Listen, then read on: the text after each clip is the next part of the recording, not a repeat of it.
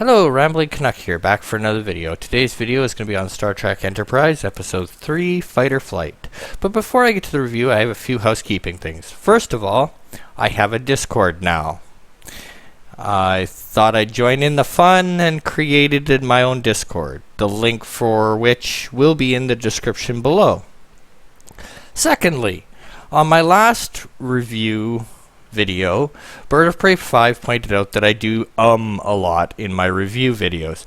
So I have tried to edit out a few of them. The cuts didn't exactly work out as well as I'd like, but it's a work in progress, so please bear with me, and I hope that they become seamless and more seamless as the videos progress. So I have taken your comment to heart, and I have attempted to fix some of it, but I'm just learning still, and it's a process. Thirdly, the entire review itself, the way it looks and the way I formatted it, is a little different this time, so please do leave me a comment. I do read them, and I try to change it up if I think there's merit to your observation or your critique. I do pay attention, so please do feel free to leave a comment. I read them all, and thank you again. So without further ado, here's the review of Star Trek Episode 3, Fight or Flight. Here we go with that silly theme song.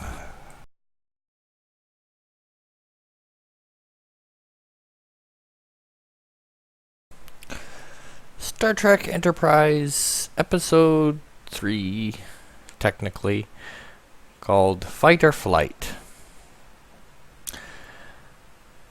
I found three main plots in it, or at least from my perspective, there was three main plots. One was the communications officer and whether she was cut out to be on the ship or not.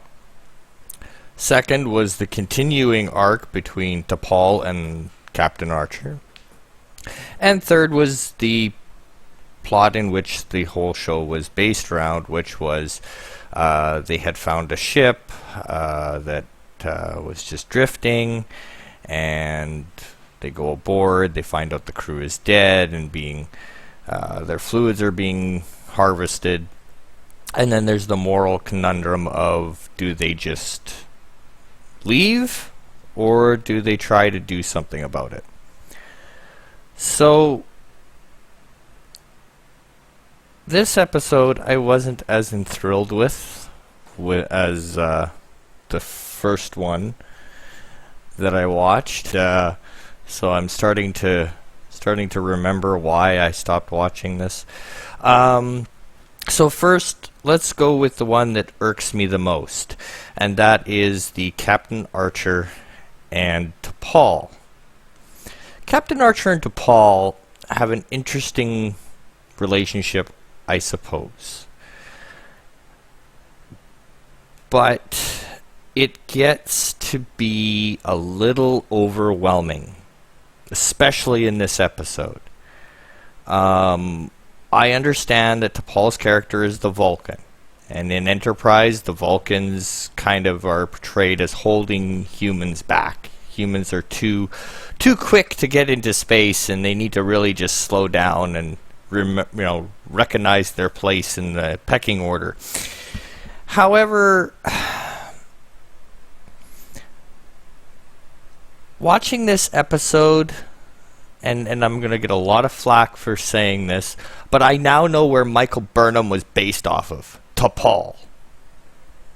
Because she does the exact same thing throughout the entire show. Her only saving grace is that her character to do so makes more sense than Michael Burnham doing it. But in every instance, she goes against Captain Archer. It doesn't matter. If he says the sky's blue, she says it's red. If he wants to do so, she's against it. She openly challenges him on the bridge again and again and again, and I get it. it's part of her character. It's the way that, and in her character, it does make sense. But the amount of times it happens in this episode pulls you out, because it just drives you insane at thing Captain Archer wants to do. She slams him down for it every single time. So I think I know where Michael Burnham came from. The only difference is, like I said, to be fair, to Paul doing it makes sense, Michael Burnham not so much. Okay, so with that nitpick out of the way, the overall story was well done to a degree. During the episode was they were having troubles with their torpedoes and aiming them. So when they first meet the main antagonist, they fire a torpedo, it bounces off and doesn't do very much. They fire another one, they blow it up. So maybe 5 minutes later, once they get a little bit of help from the species that was from the same species that the ship that was abandoned that had been attacked previously had come on the scene. Once they got a little bit of help from them, they suddenly have everything all lined up, fire the one torpedo, and it looks like it actually does damage. First kind of like, wait a second, didn't your weapons do jack diddly the last time you tried that? Okay, whatever. But other than that, it was okay. I felt it was a little rushed at times, but it was okay. The